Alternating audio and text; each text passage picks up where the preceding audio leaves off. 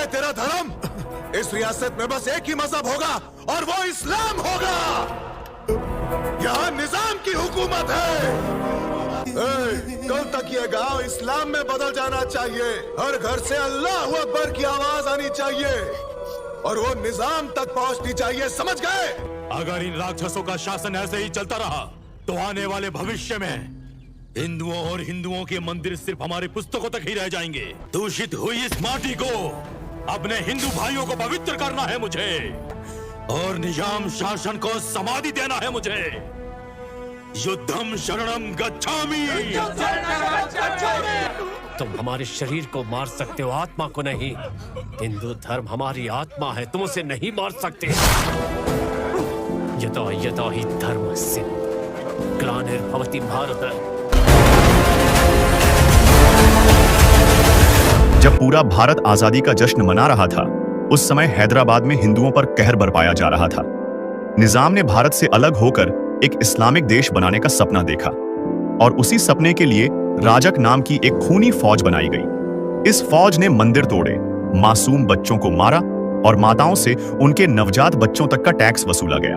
औरतों की इज्जत सरेआम छीनी गई और फिर आग के हवाले कर दिया गया।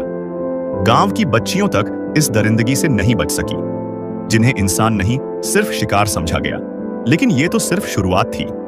आगे क्या हुआ वो और भी ज्यादा हैरान करने वाला है। देश के कई हिस्सों में जब किसी लड़की को पहली बार मासिक धर्म होता है तो उसे एक नए जीवन की शुरुआत माना जाता है और उसी खुशी को मनाने के लिए उस गांव में भी जश्न मनाया जा रहा था। मगर तभी एक दरिंदा वहां आता है और वो बच्ची को उठाकर ले जाने लगता है, ये कहते हुए कि अब ये किसी की नहीं रही। लेकिन गांव वाले चुप नहीं रहते, सब मिलकर उसका विरोध करते हैं और उसे खदेड़ देते हैं। वो जाते जाते धमकी देता है कि देखना, कुछ ही देर में ये गांव जलकर राख हो जाएगा। तब थोड़ी ही देर में कासिम अपने साथ दर्जनों खूनी दरिंदों को लेकर गांव पर हमला कर देता है। वो सबसे पहले वहां के सभी पुरुषों को बेरहमी से मौत के घाट उतार देते हैं और फिर वो खुलेआम ऐलान करता है कि अब इन औरतों के पति नहीं रहे तो ये अब तुम्हारी है, उनके साथ जो करना है करो। इसी अफरा तफरी में वो मासूम बच्ची भी उनके साथ कैद होकर चली जाती है। इन अमानवीय घटनाओं को एक जाबाज पत्रकार अपनी कलम के जरिए बाहर की दुनिया तक पहुंचाने की कोशिश करता है।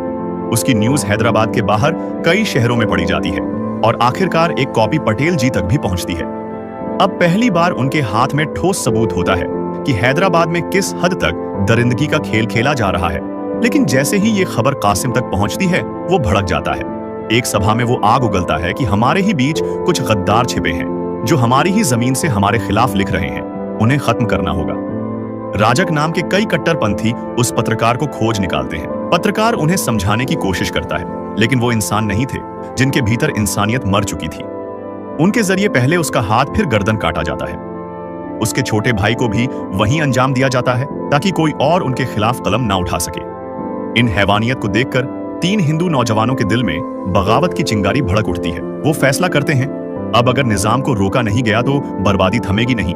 कई हफ्तों की तैयारी के बाद वो तीनों मुस्लिम वेशभूषा में निजाम के काफिले के पास पहुंच जाते हैं। एक दिन जब मौका मिलता है तब उनमें से एक बम फेंकता है, लेकिन बम निशाने पर नहीं लगता। निजाम बच जाता है, पर वो युवक वहीं पकड़ा जाता है और भीड़ उसे घसीटते हुए मौत की सजा दे देती है। लेकिन उसके 2 भाई किसी तरह जान बचाकर भाग निकलते हैं। पकड़े गए युवक को कासिम के सामने पेश किया जाता है, जहां उसे घंटों तक बेरहमी से पीटा जाता है। उसके शरीर पर से कपड़े हटाकर यह जानने की कोशिश की जाती है कि वो कौन है। तब पता चलता है कि वह एक हिंदू है। तब मार से बेहाल उस युवक को प्यास लगती है, लेकिन वे लोग तो एक मटके में पेशाब करके जबरदस्ती उसे पिलाते हैं और फिर उसका गला काटकर उसे मौत के हवाले कर देते हैं। इस घटना से कासिम को अंदेशा हो जाता है कि अब हिंदू समाज भी चुप नहीं बैठेगा और कभी भी खुला विद्रोह हो सकता है। इसी डर से वह निजाम को चेतावनी देता है कि युद्ध की तैयारी अब भी से शुरू कर देनी चाहिए। निजाम तुरंत पाकिस्तान से गठजोड़ करता है और उन्हें 200 करोड़ से ज्यादा की मदद भेजता है ताकि अगर भारत हमला करे तो पाकिस्तान दूसरी तरफ से हमला कर सके।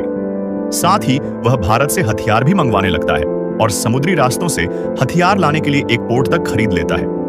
जानता है कि अगर भारत की सेना सामने आई तो मुकाबला कर पाना आसान नहीं होगा, इसलिए कासिम खुद पटेल जी से मिलने जाता है और कहता है हमें अपना अलग देश बना लेने दीजिए, आप बीच में बताइए।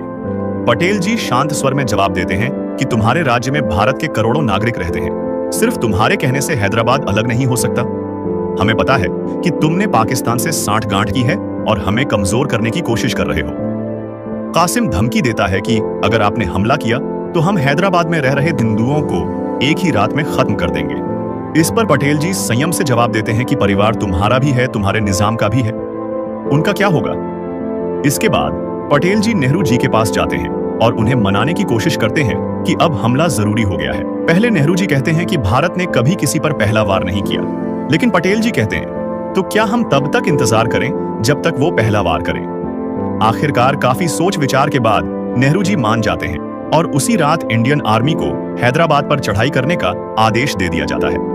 जैसे ही निजाम को इसकी भनक लगती है तो वो अपने साथियों को लेकर हिंदुओं पर आखिरी बार हमला करने निकलता है।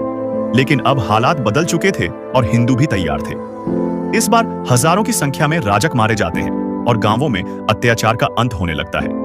अगले दिन भारतीय सेना हैदराबाद में दाखिल होती है और अब निजाम के अंत की गिनती शुरू होती है। जो जहां जहां छिपे होते हैं उन्हें सेना ढूंढ ढूंढ कर खत्म करती है। आम लोग भी अब सेना की मदद करने लगते हैं।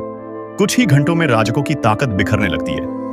निजाम पाकिस्तान से मदद की गुहार लगाता है, लेकिन पाकिस्तान अब दूरी बना लेता है और कोई ठोस जवाब नहीं देता। इस बीच न सिर्फ भारतीय सेना रजकों को खत्म कर देती है, बल्कि बहुत सारे मुस्लिम नागरिक भी अब खुलकर रजाकारों के खिलाफ खड़े हो जाते हैं। आखिरकार निजाम को झुकना पड़ता है और वो रेडियो पर लाइव आकर ऐलान करता है, अब हैदराबाद भारत का हिस्सा है और यहाँ भारत सरकार का शासन होगा। ये सुनकर पूरे देश में जश्न का माहौल बन जाता है और हर कोई सरदार पटेल को धन्यवाद देता है, जिनकी रणनीति से यह संभव हो पाया। और इसके बाद फिल्म एंड होती है। दोस्तों, हमें नहीं मालूम कि इस फिल्म में जो कुछ भी दिखाया गया है वो कितना सच है, लेकिन आपको कुछ कहना है तो अपनी राय कमेंट में बता सकते हो। जय हिंद, जय भारत।